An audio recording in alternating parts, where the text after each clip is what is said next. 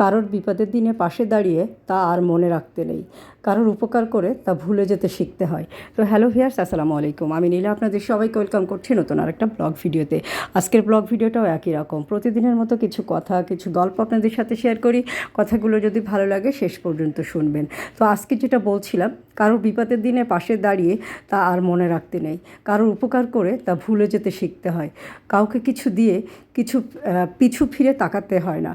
কোনো দিকভ্রান্ত প্রতীককে পথ দেখিয়ে, কাউকে বুক দিয়ে আগলে রেখে, কারোর অন্ধকারে আলো জ্বালিয়ে, কারোর চোখের জল রুমাল দিয়ে মুছে দিয়ে, কারোর বিমর্ষ বিকেলে কাঁধ হয়ে ভরসা দিয়ে, কারোর জমে থাকা কথার নীরব শ্রোতা হয়ে বুকের মধ্যে প্রত্যাশার জন্ম নিয়ে ফেললেই কিন্তু বিপদ। কখনোই প্রত্যাশা রাখতে হয় না। প্রত্যাশা এমনই এক বিপজ্জনক অনুভূতি যা মানুষকে আফসোস করতে, কষ্ট পেতে শেখায়। আমি ওর জন্য এত কিছু করলাম, আমার জন্য এটুকু করতে পারলো না। বিশ্বাস করুন, এরকম চিন্তায় ব্যথা পাওয়া ছাড়া আর কিছুই নেই। কিংবা আমি ওকে ভালোবাসলাম, তার বদলে এটাই আমার প্রাপ্য ছিল। এ ধরনের ভাবনায় কেবল হৃদয় ভাঙার যন্ত্রণায় আসে। মানুষ হয়ে মানুষের কাছে চাওয়া পাওয়া রাখতে নেই। প্রত্যাশা যত কম, জীবন তত সুন্দর। তবে হ্যাঁ, প্রত্যাশা যে একেবারে রাখবেন না সেটা না। প্রত্যাশা না থাকলে, আশা না থাকলে জীবন কিন্তু একদমই নষ্ট হয়ে যাবে। হ্যাঁ, আপনি দিকভ্রান্ত হয়ে যাবেন, আপনি পথভ্রষ্ট হয়ে যাবেন, আপনি মানুষকে ভালোবাসবেন না, আপনি নিজেকে ভালোবাসবেন না, এরকম অনেক কিছুই হবে। হ্যাঁ, তবে অবশ্যই আশা থাকতে হবে, মানুষকে সম্মান দিতে হবে, মানুষকে ভালোবাসতে হবে। পরিবার পরিজনের কাছ থেকে, মানে পরিবার পরিজনের জন্য সবচেয়ে আপনজন, তাদের জন্য আপনি যতটুকু পারবেন কিছু না কিছু করার চেষ্টা করবেন। তবে তাদের কাছ থেকে আপনি বিনিময়ে দুঃখ পেতে পারেন, কষ্ট পেতে পারেন, এটা কিন্তু অস্বাভাবিক কিছু না। সবাই আপনার মনের মতো হবে, সবাই আপনার চাওয়ার মতো হবে, সবাই আপনি যেভাবে পৃথিবীকে ভাবেন সবাই সেভাবে ভাববে, বিষয়টা কিন্তু সেরকম না। তাই মানুষের উপকার করতে পারলে, মানুষের বিপদে পাশে দাঁড়ালে, মানুষের দিকে আর পিছনে ফিরে না তাকানোটাই ভালো।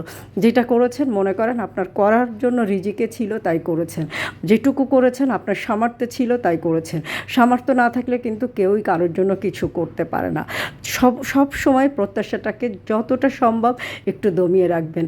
আমি আমার লাইফে কার কাছ থেকে কী পেয়েছি, কী পাইনি, এই চিন্তাটা যদি আমি হিসাব মিলাতে থাকি, তখন আপনার নিঃশ্বাস ভারী হয়ে আসবে। বুকের ভিতরে একটা ব্যথা, চাপা ব্যথাও অনুভব করবেন, কষ্টটা বেড়ে যাবে। আপনি মনে করবেন আপনি যা কিছু করেছেন এটা আপনার করার দায়িত্ব ছিল তাই করেছেন, বা সৃষ্টিকর্তা আপনাকে দিয়ে করিয়েছেন, আর আপনার সামর্থ্য ছিল বলেই করতে পেরেছেন। সামর্থ্য না থাকলে কখনোই করতে পারতেন না। তো যাই হোক, অনেক কথা বললাম। অনেক কথা বলতে বলতে এই যে আজকে মানে আমার বাসায় যারা আমার রিলগুলো তৈরি করে দেয় সবাইকে কিন্তু দেখিয়ে ফেললাম।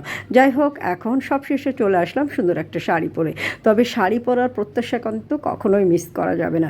সুন্দর এই শাড়িগুলো পেয়ে যাবেন অদ্রি ফ্যাশন অ্যান্ড লাইফস্টাইলের পেজে। তাই শাড়িগুলো ভালো লাগলে ঝটপট স্ক্রিনশট নিয়ে নাম, ঠিকানা, ফোন নম্বর সহ আমাদের পেজে ইনবক্স করে দিবেন। আর আমার ভিডিওগুলো, আমার কথাগুলো যদি ভালো লাগে অবশ্যই একটা লাভ রিয়াক্ট দিয়ে দিবেন। সুন্দর সুন্দর শাড়ি পরবেন, নিজে পরবেন, সময় সুযোগ পেলে সুন্দর একটা শাড়ি গিফট করে দিবেন।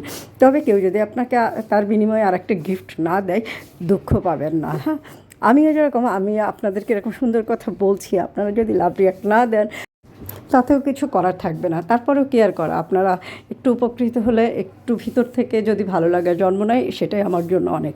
আপনারা সবাই ভালো থাকবেন, সুন্দর সুন্দর শাড়ি পরবেন, সময় সুযোগ পেলেই একটা সুন্দর শাড়ি গিফট করে দিবেন। আর সামনে যেহেতু ঈদ চলে এসেছে, এখন কিন্তু কাউকে একটা শাড়ি গিফট করার একদম পারফেক্ট সময়।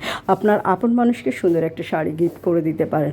তো আজকেই পর্যন্ত, আপনারা ভালো থাকবেন, সুস্থ থাকবেন, আমার পেজের সাথে থাকবেন। সুন্দর সুন্দর শাড়ি অবশ্যই গিফট করে দিবেন। আল্লাহ হাফেজ, আসসালামু আলাইকুম।